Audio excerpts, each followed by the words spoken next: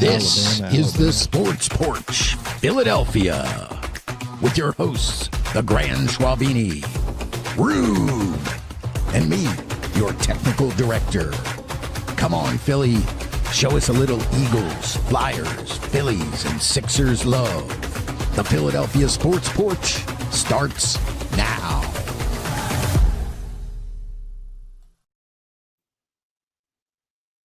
Yes, it does. The Philadelphia Sports Porch starts now, coming to you all over the world, live on Facebook. Well, I hope on Facebook, live on YouTube, and live on X.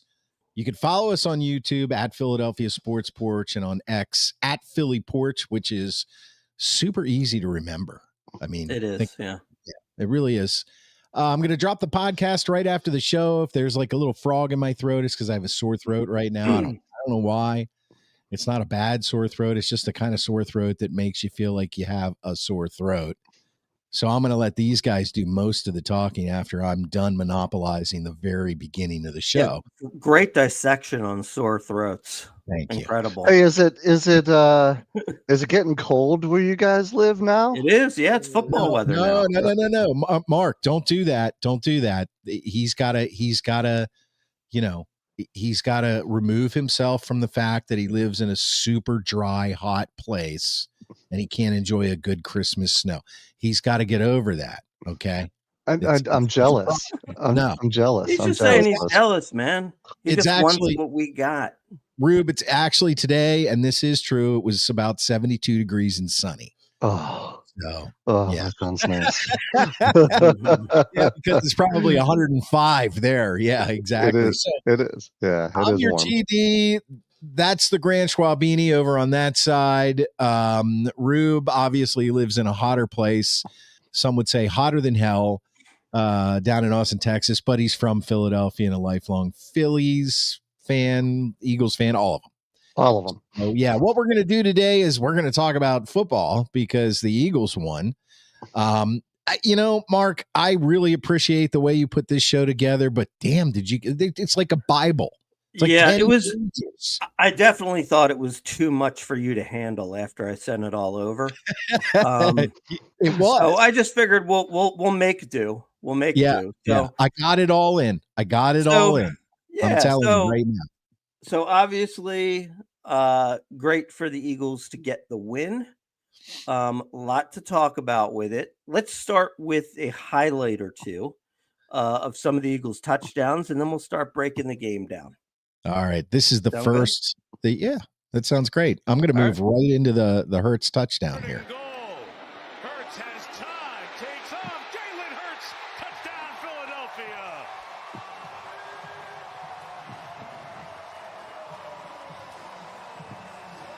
Just too fast. Yeah, Hurts had a big game. Do you think that was the best half of football he's ever played?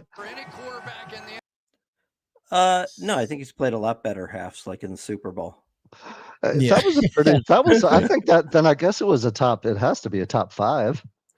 Well, I mean, there were no touchdown passes in it, but he was perfect, though. You know what I mean? Perfect. Yeah, I mean, the ball didn't hit the ground. Made every play. Yeah, so let's look at his next touchdown. This is an 8-yard TD, I believe. Mm-hmm. Second and goal. Hurts again the tie. Now Chase. This was a great run. Got there. Jalen Hurts for the second time tonight. I didn't like his knee hitting the turf there, though. Right. I thought maybe he fell on the football, and that that kind of knocks the wind out of you a little bit.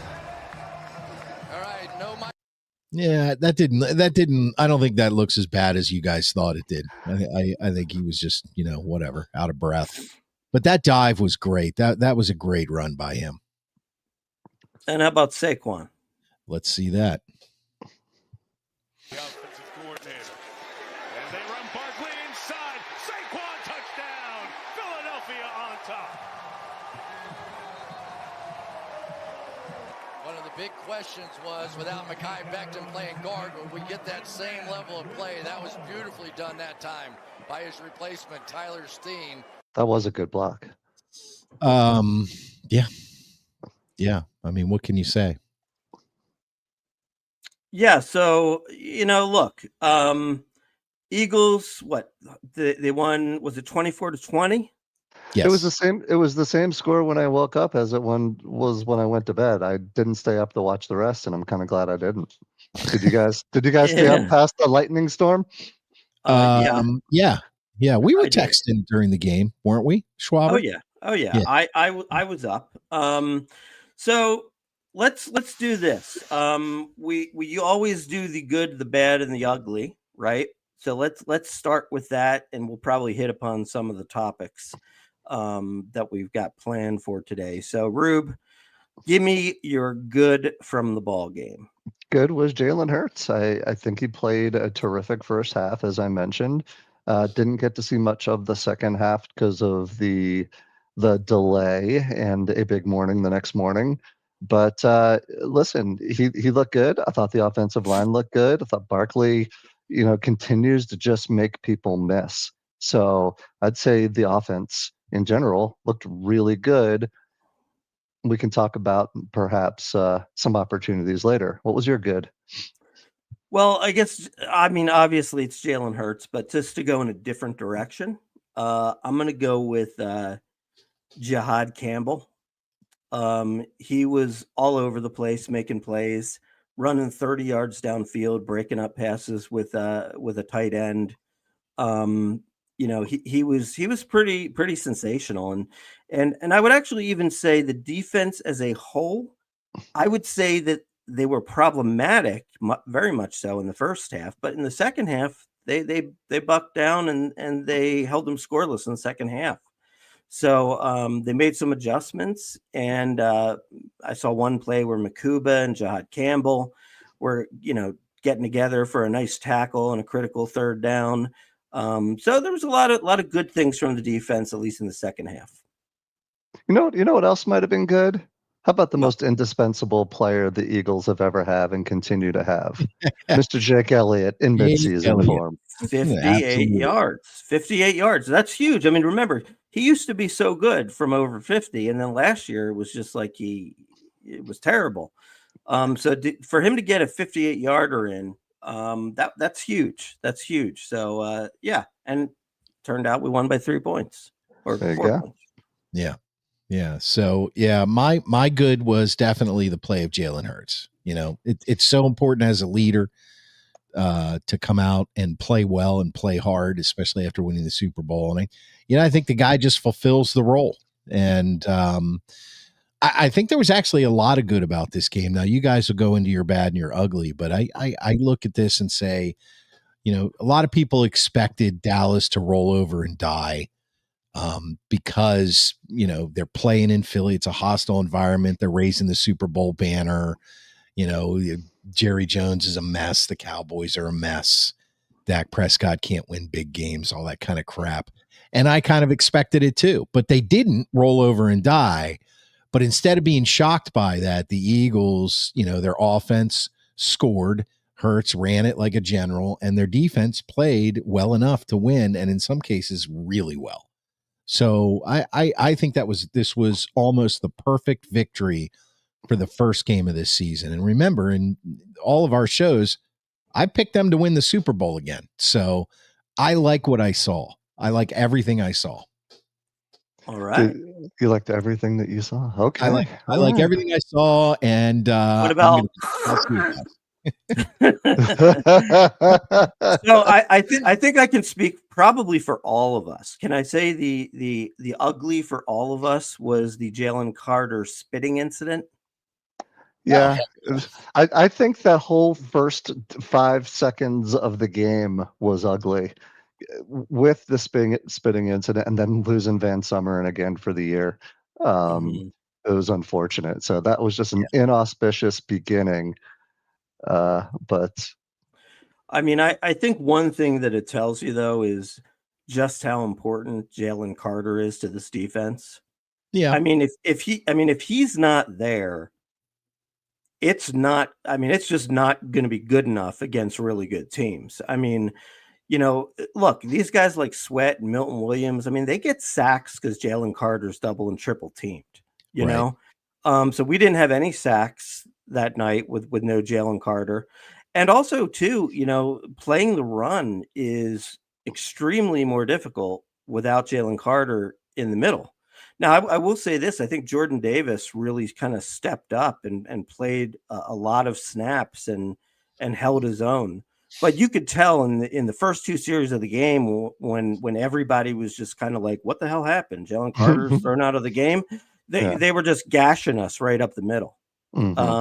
So he's incredibly important. And, for that reason, I think we really need him to get his head on straight. Yeah, I would say so. Now, Should we don't need him. We don't need him Go to ahead. be perfect. I want him to be a dog. Yeah. I want him Yeah. to be nasty, but I don't want him to be stupid. And that was just stupid. Yeah. Plain and simple. Should we play the Ray Didinger clip? Do you want to Chris, play that? You want to play that clip right now? The story? Yeah, I thought it was a little interesting. Ray Diddy, who's a Hall of Fame sports writer and one of Philadelphia's most beloved guys in the sports world, he told a story about a very similar situation with Mean Joe Green, the great Pittsburgh Steeler great. I apologize, I did bring up the Steelers. But I was going to make that point myself. But I thought that it was appropriate. So let's load that up. All right. Jalen Carter reminds me of Joe Green. But when Joe came up, Joe was playing out of control. And there was a game where he spit in the face of Fran Tarkenton. There was a game where there was a scuffle on the sidelines. He spit on Dick Butkus. There was another game played at Franklin Field where he got so frustrated about being held by the Eagles and the officials not throwing the flag that he picked the ball up and threw it into the upper deck at Franklin Field. Gets ejected again. And finally, Chuck Noll, the coach, called him into the office and he said, listen, Joe, you're the best player. You're the guy everybody looks at. You're the leader. The only question that the only thing that you have to decide now is moving forward, are you going to be a good leader or a bad leader? And so well, Fangio said the same thing. Well, and Diddy, Ray Diddy went on to say that Joe Green actually credited that conversation with Chuck Noll as what helped him turn his maturity around to make him the good leader and the great player that he eventually became. That was like the key conversation. So maybe this is the moment that Jalen Carter gets that speech. I would say so. And also too, just so you know, breaking news not too long ago, there will be no suspension for Jalen Carter. He will be fined something like $54,000, $57,000 something or other, and it's a game. It's a game paycheck. It's like what we get paid to do this show. It's just a little nick. It's just a little nick. Just a little nick. Exactly. Excellent. So excellent. Yeah. So true. So now, okay, so we gave an ugly, but we still have room for the bad.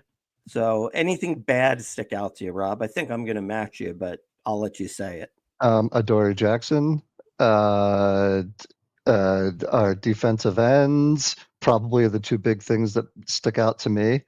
But if I had to pick one, it would be the other corner slot, the other corner position. I'm right there with you. Cornerback 2. They should have brought Darius Slay back for a year. I know Slay gave up a touchdown this week, but he gives up 2 or 3 a year anyway. But yeah, they got to improve that position. And unfortunately, I don't think they can really improve that position probably until some teams start getting out of the playoff hunt. That's when you have a chance to trade for somebody. There's nobody out there at this point. They brought in Mike Hilton. Former Steeler. Yeah. But no, nothing Steeler reference. Actually, I kind of liked that idea. I mean, I thought Mike Hilton's not a bad player, and he's pretty good at blitzing the quarterback from the cornerback spot. But they obviously didn't see enough that they liked because they didn't sign him. So we'll see. I agree that spot needs to be worked on. But I have a feeling by the end of the year there will be somebody else playing that spot. Here's hoping. I don't think Adoree Jackson makes it through the season as an Eagle. I think at some point we will cut him. Okay. Anything from you, TD? No, I mean, I agree with the corner play, but I refer to my previous comments. I thought the game went pretty well, especially considering when you add in the fact of the Jalen Carter incident. I mean, I was actually at work for the first part of the game, so I got a headline on my phone that said Jalen Carter had been ejected for spitting on somebody, and I just shook my head and I was like, really? They're starting the season like this? So in my mind, I thought this could be bad. So when I got home and the game was close and then it unfolded, I thought that's a hell of a way to rebound after something like that. Because you had this beautiful moment for the fans and then you pull some bullshit like that and then you lose the game. So Jalen Carter the Eagles believe in Jalen Carter and the team does as well because they played for him during that game. They're like, we can't let, Jalen's bullshit, ruin us. So they played for him. And I just think it was a good win. That's where I go. I mean, you could get ticky tack with it, but watch some of the other games. Look at what happened. Look at how Indy, what did they do? Beat Miami, right? Demolished them and with scored Daniel on Jones. Here's another good, right? And I'll talk about what TD always talks about, which is turnover differential. We win the turnover. It was the difference in the game. They were going in to score before the rain. They turned the ball over on a really good play. Who caused the fumble? I forget who caused the fumble. It was a joint. Jihad Campbell and Byron Young had their hands on it at the same time. Yeah. So you win the turnover battle, you usually win the game. So that's another good check mark. For sure. Yeah, and it had to be refreshing that it was Miles Sanders that they pulled the ball away from. After he had a big run. right. Yeah, actually, too, that Zach Bond catching Miles Sanders was also pretty big. Let me tell you something about Zach Bond. We were worried. We're like, oh, we're going to get it. It was a one-hit wonder. And just like Jihad Campbell made that play, you saw Bond do the same thing. The ball hit him in the back when he was covering. It must have been a tight end out of the backfield. So our linebackers look like they can run, and they're in midseason form. So if we can figure out the corner position, we get Carter back. Maybe that opens up some defensive end play. And how about the big signing this week, Zadarius Smith? I think that's a really good signing. The guy had 9 sacks last year. Why wasn't he signed by anybody yet? Yeah, I don't know. That's the problem. Well, think about it this way. I don't think Detroit wanted to pay him. Well, yeah, look, he's 32, right? Hutchinson's back, so they don't really have any need for him over there. Right. I think the Eagles are looking for a little bit of veteran leadership because of Jalen Carter's situation. He's still playing at a high level, had 9 sacks. I think he's had like 69 or 70 sacks total in his career. I think he's a nice addition for a rotation on your defensive line. I think he's going to make some plays for them. We didn't see the Vanilla Gorilla play much. Why didn't he play much? He was a healthy scratch. I don't know why. Him and Aziz Ojulari. Not understanding what's happening there. Yeah, that was a big surprise to me too. They don't need him.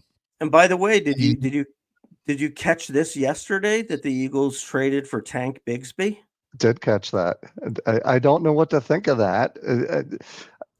It feels like Howie's just going on a spree, and it feels really reactionary based on one game and what we see.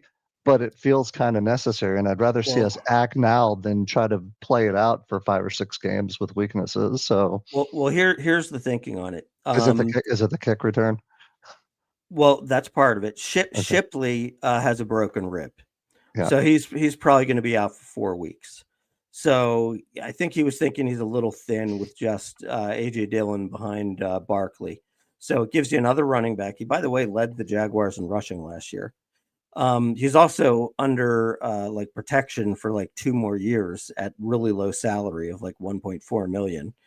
And he was one of the leaders in kick returning last year. And apparently with this new kick return, it was like the highest average yards per kickoff return this past week. So they figure, hey, look, if other teams are taking advantage of this, maybe we should be trying to do the same as well.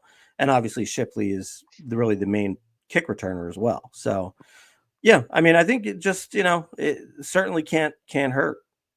That's why you stockpile picks like we do. You want a fifth and a sixth for a guy that could be a difference maker for us this year. That's why you do it. Let's see what we get. He's got a good pedigree. He's young. I'm not quite sure why he didn't fit in Jacksonville. They have Etienne and I think another runner. So, good for us, and hopefully he performs and plays well. So excited to see that. And I did notice the kickoff. So what's the deal? If you kick it into the end zone, it automatically goes to the 35 this year, and that's why everyone's trying to land it inside the 20. Yeah. So it's 35 instead of 30. Yeah. So I don't know. That ain't bad field. Yeah. It's not, but if everyone's returning the ball to the 40, it may not be a bad strategy. Right. Well, that's true. Yeah, absolutely. But that's, they want the scoring up. Right. That's without all the injuries that usually happen on kickoff. So I think they're just trying to tweak it to get it right. And I think it's good. I think I'd like to see that excitement on the kickoff. How about go ahead. I was going to say, I'll tell you, I understand, why they do certain things, but sometimes I feel like the NFL fiddles around a little too much. Can we have a few consecutive seasons where like nothing really changes, please? Remember back in the good old days where it was like 20 freaking years and no rules changed. You always knew what you were getting. Right. So, Schwaber, I don't know what page we're on. You sent me 10 pages and we've bounced over the 5 back and forth all over. I mean, well, look, I'm directing you and you're doing okay. So, give yourself a break. Give yourself a little pat on the back. Give yourself a little grace. Yeah. Let's listen to some post-game speeches from Hurts and Sirianni. All right, we'll start with Hurts. How about that? Where to fight? We know how this is in this league, man. Start out strong. Let's just learn from all those little things that we up on today, right? The things that we can't control. You're talking about doing the ordinary things better. We focus and discipline. We know what we do. We know the reps we put in. Let's just trust our reps, trust our focus, trust our discipline. Let's stay together with this thing. It's all about finding ways to win. So let's learn from it. Win on 3. 1, 2, 3. Win. I mean, that sounds exactly like the speech that you give after every show, Schwaber. Well, that's true. That is it. You do give great speeches. It's also really interesting before we get to the Sirianni thing. Yeah. Remember last year that was the first game in Brazil, that small place that Schwab never heard of. The one with like 25 million people that live there. Backwoods. This kind of felt the same. It kind of felt like we won a little bit ugly, right? Hurts had the couple of interceptions, but we figured out a way to win. And I think that's just what we get with this team. And his speech just reminds me, just find a way to win. It doesn't have to always be pretty.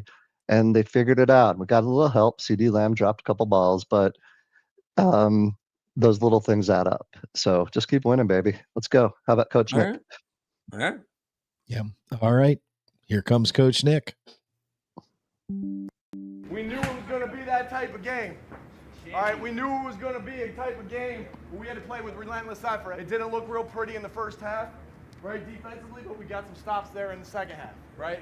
We missed a tackle, right, on that third down before a punt, and we got 2 rookies, right, Andrew, all right, and Jihad flying to the football. Great job, special teams. Yeah. Great job. Hey, you guys don't get the credit ever that you deserve. Braden and Jake did a fucking excellent job. Yeah. Michael Clay continues to be a great coach.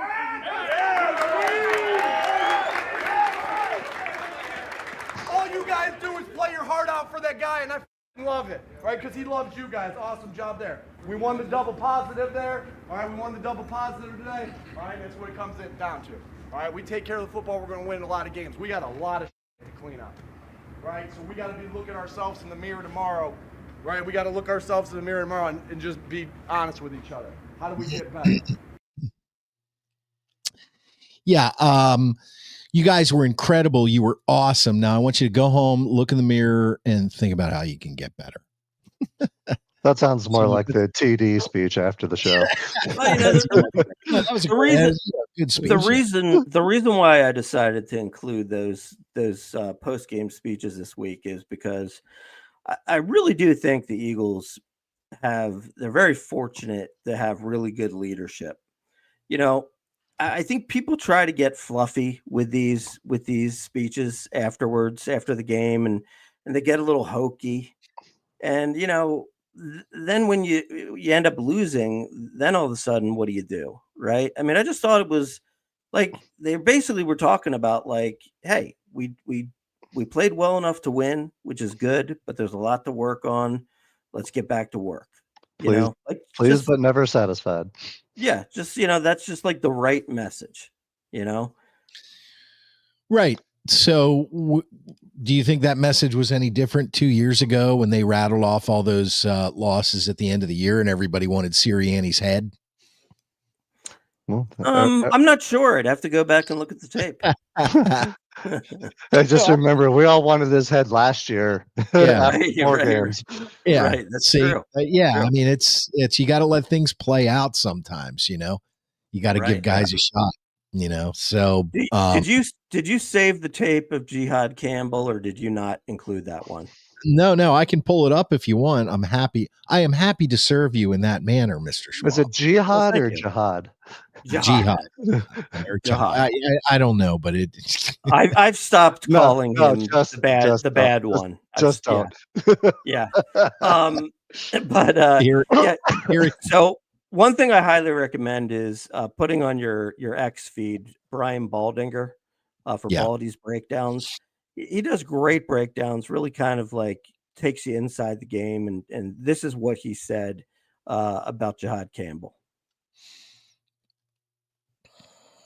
Any second. Play the game. Third quarter, Cowboys driving, 1st and 10 at the 12. Here's Jihad Campbell, right? The Eagles love to go to this 6-man front when they feel like they need to stop the run. Zach Bond is the diamond linebacker right there. Now watch Jihad Campbell come.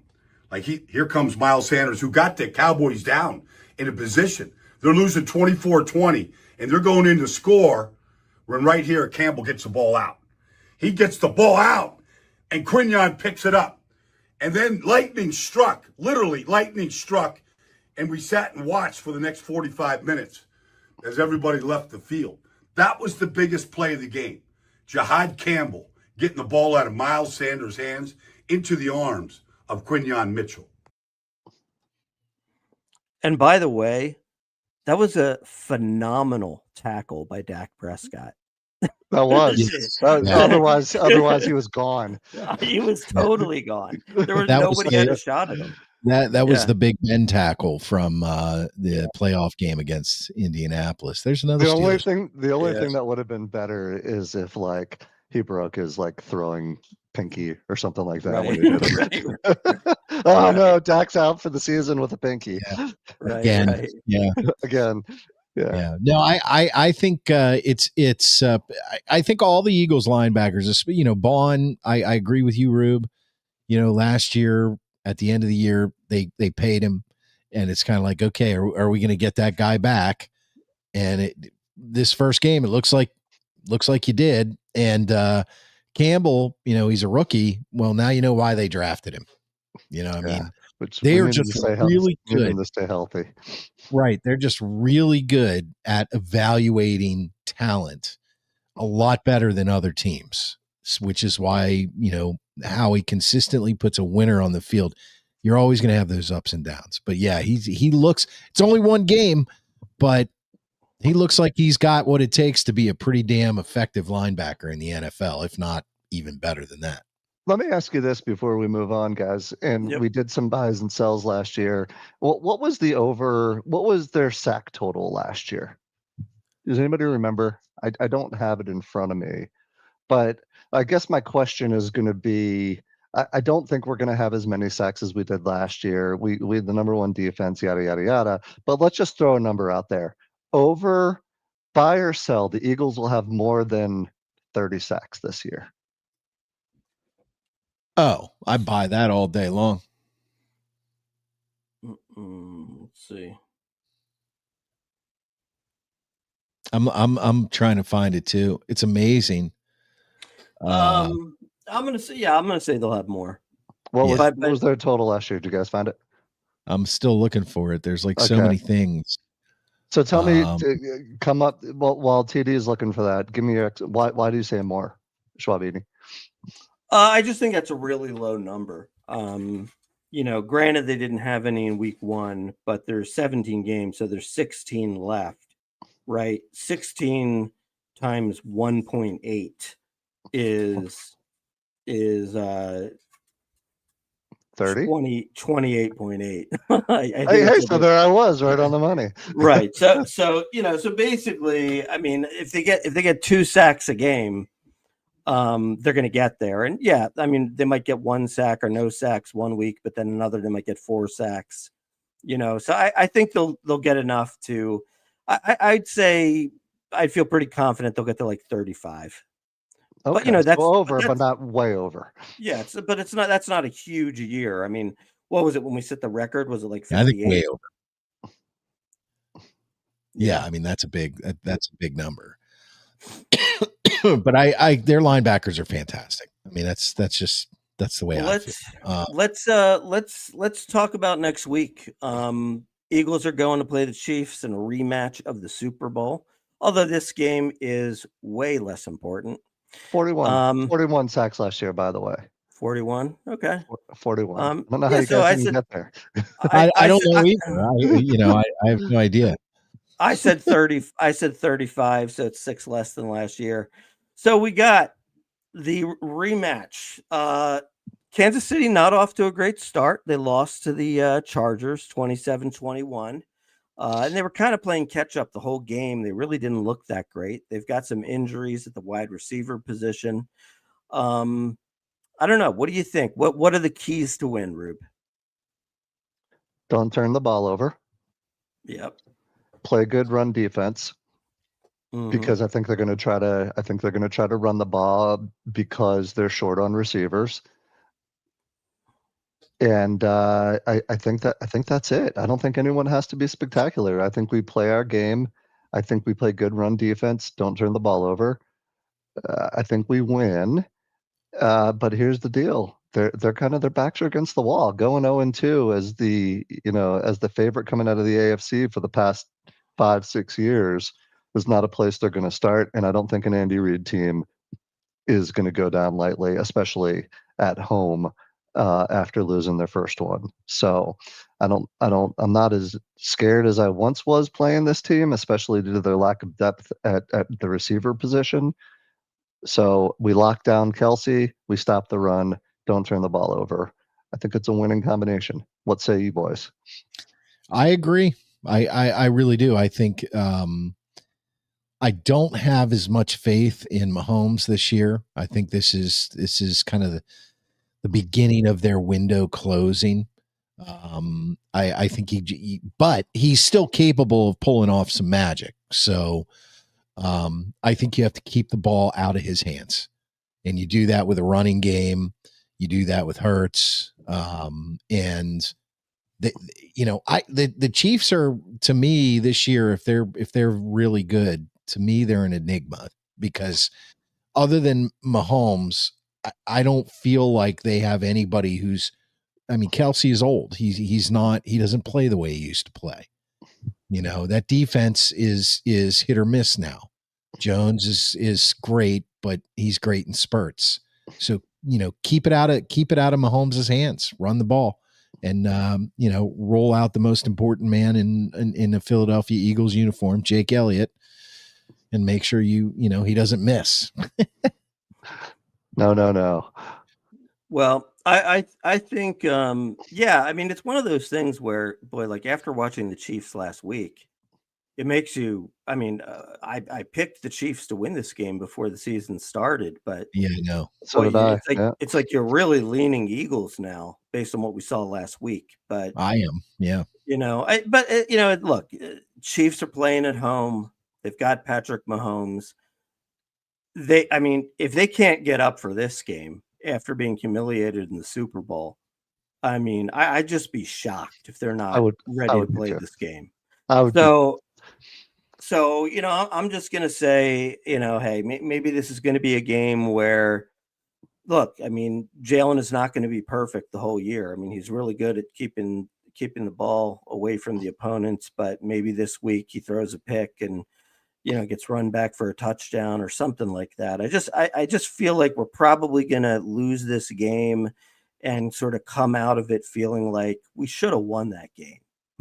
you know, I feel like that's how we're going to be reacting. Now, the one thing I am looking forward to is that the one thing that was kind of inexplicable from last week was that we waited until there was like 2 minutes left in the game to get AJ Brown a catch. Yeah. Yeah. Yeah. Which is really disturbing. So I have a feeling that AJ, especially to our fantasy team. yes, Very yes, Super I disturbing. have a feeling that AJ is going to go off this week, but sometimes that could be, are they going to be aware of that too? They're going to think we're forcing it to AJ.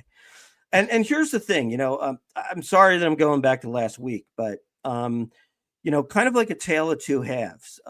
Kevin Patullo, Eagles' new offensive coordinator. First half, I give him an A. I mean, we kept on getting down, and every possession they scored. I mean, that's fantastic. However, I give him, like a D for the second half, simply because number one, look, you at least have to be able to recognize at halftime. Hey, wait a minute. AJ Brown doesn't have a catch. We need to get him involved on the next series, right? 100%. Yeah. Totally agree. You can't miss that, right? And then the other thing was I really felt watching the second half of the game that the Eagles were playing kind of like not to lose. They weren't really playing to win, and he was very some of his play calls were very vanilla. They were I mean, we kept on running Saquon Barkley up the middle, and it wasn't working every single time. Like we're not even changing to a run on the outside or a screen pass or something like that. I just felt that he kind of, he got tight in the second half. So he's got some growth. Kept some plays in the playbook. Yeah. Yeah, I mean, look, first game as a offensive coordinator, we won the game and a great start. I give him props, but he's going to need to do better against some better teams. Let me tell you one thing too. I am so glad we did get rid of Dallas Goedert. I thought Goddard was huge in the first half. How many big catches and big hits did he take? And he kept getting back up. So I'm super happy that we were able to find a way to keep Goddard. So looking forward, boys, what's your score prediction for this weekend? Schwabini? I'm gonna go 24-18 Chiefs. TD? I apologize. Well, I think that it's I'm gonna say 27-20 Eagles. Okay. I'm gonna say 28-21 Chiefs. I don't see them going 0-2 and losing a home opener. All right. Yeah. And by the way, just for a brief moment here, if we go around the NFL, how about that Bills Ravens game? I turned it off. Did you? I turned it off on Sunday night. I'm like, this is over. No They look way. so good. After DeAndre Hopkins' one-handed touchdown, Yeah. I said, oh, this one's over. Put it away. They just can't stop their offense. And I woke up and I couldn't believe what I saw. Well, you had the tip touchdown. If that doesn't happen, then the game's over. If Henry doesn't fumble the ball, then the game's over. Mm-hmm. The Ravens just, I mean, geez, they got a stacked roster, but wow, do they find ways to lose games? Yeah. 100%.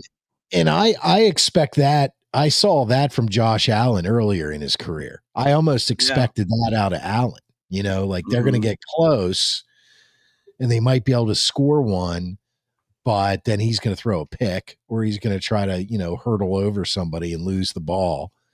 I'll tell you what, the Ravens, just like you said, Schwaber, stacked, unbelievably stacked. And wow, Derrick Henry fumbles and then they lose to the Bills. They're going to be there at the end of the year. I picked them to win the Super Bowl. I still think they're going to be there.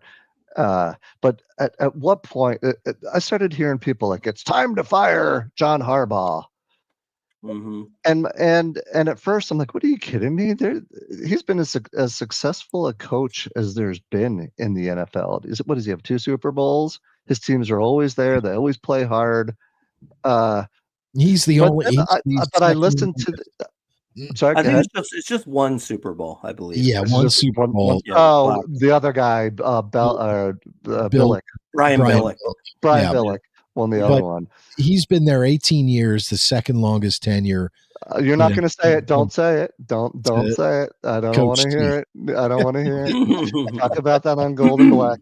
At what point do you start to blame? They've been stacked for many years now. At what point do you start to say maybe Harbaugh, is he Tom Thibodeau? Can you get him there? You just can't get him over the hump. I will say this. I don't watch this show as much as I used to, and I actually do want to watch it this year because I want to learn about what the Bills seem like behind the scenes. But I used to watch, all the Hard Knockses. It's pretty good this year. I've watched the first couple. I haven't watched the rest of it. Okay. I'll give you my opinion, but yeah, go ahead. Yeah, the thing that I find the most interesting about it is you really get to learn about the coaches. And you can tell that certain coaches are really good and certain coaches you're like, I don't know, man. I don't know if I'd follow this dude. And I remember I was really shocked that I wasn't impressed by John Harbaugh. I just wasn't. And that really shocked me because I expected him to really be good. But I didn't see much. I just didn't really see much there, and so I would kind of wonder about it. Like, is it maybe too much time in one place? Yeah. Is the message getting lost? Yeah. Kind of like an Andy Reid, too much time in Philly, go to Kansas City, have success there, Quick plug for Hard Knocks. So I liked it. I didn't love it. I don't think it's as good as the originals were. And one thing that I know, what's really interesting about Buffalo is the fans and how much they love that team and how much the team understands and appreciates that it's kind of like this small town and really respects their fans and is very available to them. But the one thing that I did notice is that Josh Allen, as big of a dude as he is, and maybe it's because he just got married, it was a lot of like I love yous with his offensive line as players. Like you'd hear him say I love you. Like in his team. And I don't think they were kidding. I think they were really like I love you. Right? Like I don't know what it makes me laugh. It was a little strange. It was a little strange. Like it was a little too fluffy. And I didn't know whether it was facetious or if it was real, but I really do think it was real. So anyway, I'll give it 1 thumbs up. I won't give it 2 thumbs up. If it was 2 thumbs up, I would have watched the rest of it already. Now, Rube, you just pulled us all the way down to page 10. Okay. Oh, I'm sorry. Yeah. This is what I'm talking about, Schwaber. You got to, if you're going to give me 50 pages, you got to give me a little, guidance. We're all over. We're all right. We're ADD today. Let's do this. Let's do this. Where I am. Before we get to that, first of all, shocker, Aaron Nola pitched a good game last night. So we're on page 9. Yes. Aaron Nola, there's mega Schwabia. 6 scoreless. So that's a shocker, but something we needed. Phillies have it's encouraging. Phillies have an 8-game lead over the Mets. It's now 8 because that was from a day ago. But there are some injury concerns. Trey Turner on the IL. Alec Boehm back on the 10-day IL. Both should be back for the playoffs, so that isn't a huge concern. But Schwarber's in a little bit of a slump. And on top of it all, we had to deal with Philly Karen. Shall we take a look at the tape? Philly Karen? Yeah, I mean, I think I've only seen this, I don't know, like 500,000 times, but for some reason I can't. 500,001. I can't stop watching it.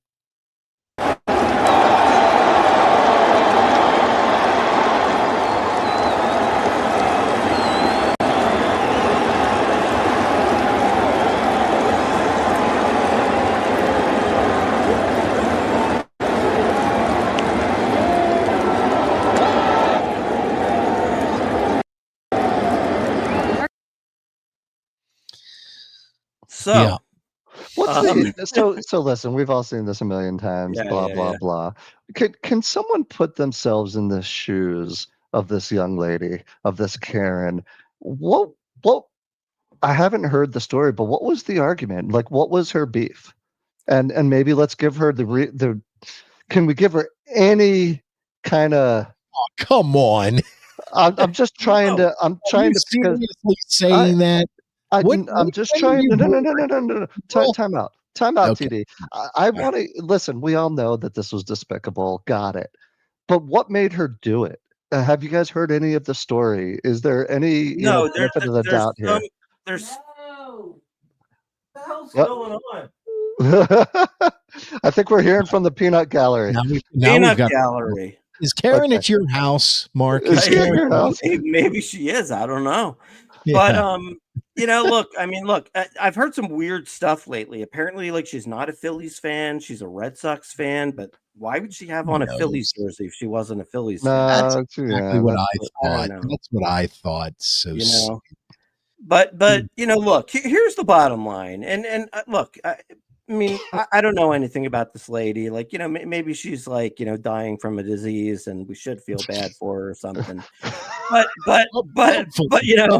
But if that's not the case, then she's just a miserable person. She's just somebody who's like, I went to the game and I thought I had a home run ball for my favorite team, and now this schmuck came over and took it, and I won it back. She's just a bad person. Yeah. I don't and wouldn't you feel terrible if she was dying? Well, that's why I did the, however, if she's dying. Has anyone come out and tried to go over there and do that? I don't think if you're sitting in the 10th row in left field and you're dying of cancer and you're going to chase somebody down for a baseball, you're going to die soon. Who cares? Well, okay. So maybe it's not death, but has anyone come out? Has she come out and spoken or said anything about what her beef was? I'm not looking that hard, to be honest. I mean, I've heard the guy. I'd love to hear what's inside her head. I mean, I've heard the guy talk. I mean, what did he say? The guy said that she came over and she said, "That's my damn ball," and he was like, "What are you talking about?" And she's like, "It landed, right in front of my seat, and you took it." And he's just like, "Hey, that's just like the way it goes. If you don't catch it, and it bounces around, you got to go get it." And she was just like, "No, that's my ball." So I don't know, But thankfully, the Marlins and the Phillies did a stand-up job. The Marlins gave the kid a big gift bag. The Phillies brought him down. Harrison Bader, who hit the home run, signed a bat for the kid, stood around, took pictures with his family. So I think we have a picture of that. Do you have that, Klein? I do have that. While he's pulling that up, Harrison Bader hit another home run tonight, so that Phils are up 4-0. Dude, Harrison Bader, he's becoming a favorite of mine. He's becoming a cult hero. He's awesome, man. He is awesome. I love Harrison Bader. Yeah, I think I think I should have picked him up in my fantasy league when I had a chance, but I didn't, and I really don't know why. Because I'm finally in the playoffs. So that was a back-to-back Otto Kemp and Harrison Bader. there you go. So And there you have it. yeah, Bader I love signing it. the bat. Yep, Bader signing the bat. We're up 4-0 over don't want to say anything too soon, but it is Ranger Suarez is through 4, no hits thus far. All right. All right, well, that's All not right. saying too soon. As far as this Karen goes, honestly, all you had to do was look at her and you knew exactly what she was.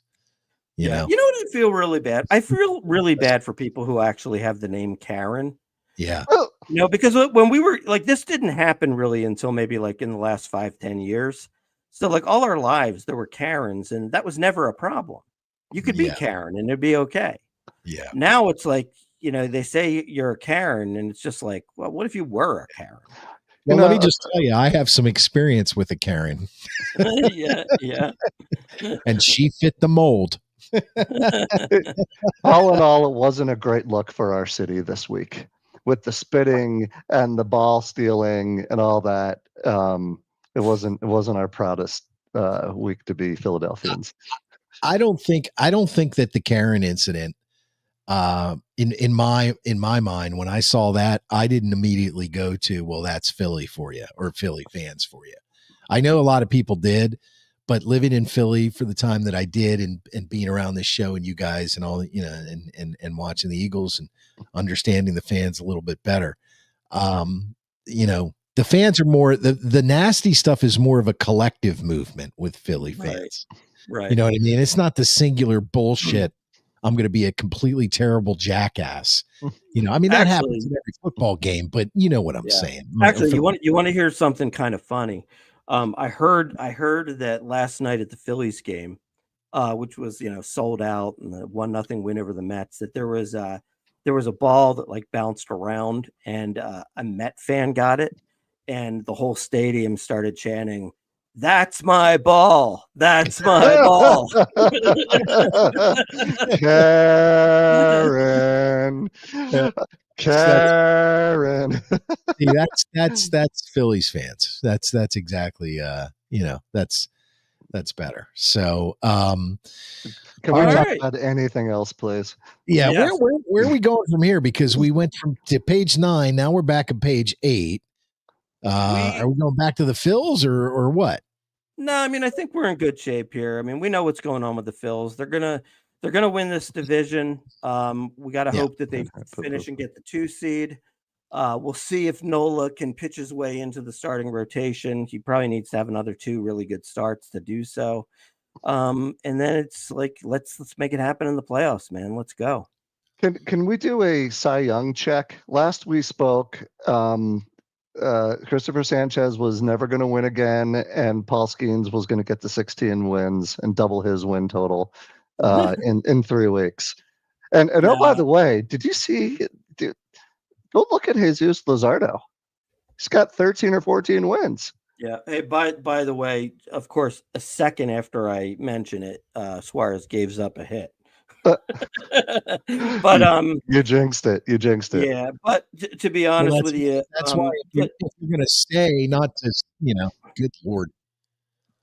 Go ahead. As far as the Cy Young, I have to say it's pretty much over at this point. Simply because Paul Skeens did what he needed to do. He needed to get over 500, and he did that. So he's now 10-9, and his 1.98 ERA is just far superior to anybody else's. Now, look, I mean, it's, you know, it's close in that, you know, Sanchez, Sanchez has a 2.60 ERA. Sanchez has, you know, it's only 2 more wins. It's a lot less losses. You know, Sanchez is 12-5. And then, you know, you go and you look at strikeouts, and it's, you know, it's like Skeens is like 10 more. So, you know, really the guy who would have won it if he stayed healthy was Zach Wheeler, because Paul Skeens is actually now just tied with Zach Wheeler in terms of strikeouts. So he would have took the strikeouts. But, Yeah, I mean, there's nothing that can be done at this point. I mean, unless Paul Skeens, He can like, go under 500, and you never know well, with the Pirates. if he loses his next 2 starts and he gives up like 4 runs in each start, maybe, but I think it's pretty unlikely. All right. What damn Guys, I would page are we on? Guys, I would like to know if it would at all be possible for us to not talk about a Pittsburgh sports team on this show. Do you know what? We should totally Like try it that just next happens. Yeah, it just happens do it. naturally. Just Let's do it. Let's try next week. Well, Relevant out I here in think Pittsburgh. we've reached the point of the show where we tell you what we're watching. I also like to call it stream sauce. And the reason for that is because it's our own little catchy little phrase. Yeah. It is. It's actually, now that I think about it, it's actually a horrible phrase if you think about it. No, it's a pretty good phrase. What do you tell the people in under 20 seconds what this is all about? Go. Under 20? I think Yep. I've already failed. Well, we know how hard it is to figure out what to watch next. It's difficult. And it takes a lot of time. You have to go through, trailers and read reviews, and we want to make it easy for you. We want to give you back that time. We want to tell you, just follow the guys from the Sports Porch, right? That's it. Sports Porch guys said 2 thumbs up. Done. Gold. Watch it. Sports Porch guys say 2 thumbs down. Beware. Stay away. Right? It's as simple as that. And, that's why we do it for you. It's our way of giving back. And it's our way of saying thank you. Good enough. And there you have it. There you go. All right. All right. Schwaber is watching. Now, I got to tell you. Schwaber, I started watching this last night. Did you? Oh, what do you think? I'm not going to say anything. I'm not going to say anything. Okay. I got about 3/4 of the way through the episode. Then Lauren wanted to go to sleep, so I went to sleep. Oh, okay. There's a bugger on my microphone. Okay. So actually, it was kind of interesting. When we were prepping for the show, Rob said, Schwabi, I reviewed that one, earlier this year. Yeah, I saw and that. So what we have to do is we have to inform Rube that this is this is a special category. It's called unselfish watching. Mm-hmm. And what that means is you take the advice that's heeded upon you by the guys on the Sports Porch, and you follow their direction, and you watch that show that was given 2 thumbs up, and then you come back and say, was Rube right? Was Rube wrong? And I'll tell you what, Rube, you nailed it out of the park. All right. I feel good. This show was phenomenal. I mean, it's what I'm all about. Killing drugs. Good. How about the opening music? How much do you like the opening that's good, man. music? Isn't that awesome? I found it. It's on my Spotify run list now. Oh, it's good. I got to get it on. I actually have a little playlist of just theme songs. I got like the beginning of Narcos and like all that kind of stuff. Okay. I got to get that one and put it on there. It's really good. But I mean, look, you put 3 incredible actors together like Tom Hardy and Pierce Brosnan and Helen Mirren, good things are going to happen. And it's look, Tom Hardy's just like, I want to be him. he's just the coolest guy in the world. Yeah. Pierce Brosnan, we all wish we were as rich as him, and it's just look, it's 2 crime families, battling it out, and a lot of stuff that you don't expect along the way, a lot of kind of twists and turns, just really well done. Love those kinds of things. I know there's a Mobland 2 that's supposed to come out in 2026. So another 2 thumbs up from me. Fantastic show. Hope y'all enjoy it. Yeah, it's going to be interesting. I feel so validated, by the way. Thank you. I feel good. All right. Go ahead. Sorry, TD. This most of this show, I felt like I've either been in a meeting where Rube was one of the primary moderators or in a therapy session, and he was my therapist. I'm not sure. I mean, who are you? I'm an enigma, TD. I'm an enigma. I will tell you this. I do not have one of what we're watching tonight because I'm not going to do a documentary again, and I'm not going to be ridiculed by the Grand Schwabini two nights in a row. So, but here's what I will say. I think this is a good thing to do. And Rube, you didn't send me one. If you, I'm in the middle of one right now. I should be done. Okay. And here's a little sneak preview. It's filmed and or is supposed to be taking place in your home city of Pittsburgh. Oh, okay. Oh, I know what it is. I know exactly what it is. It's on HBO, right? HBO. It is. I know what it is.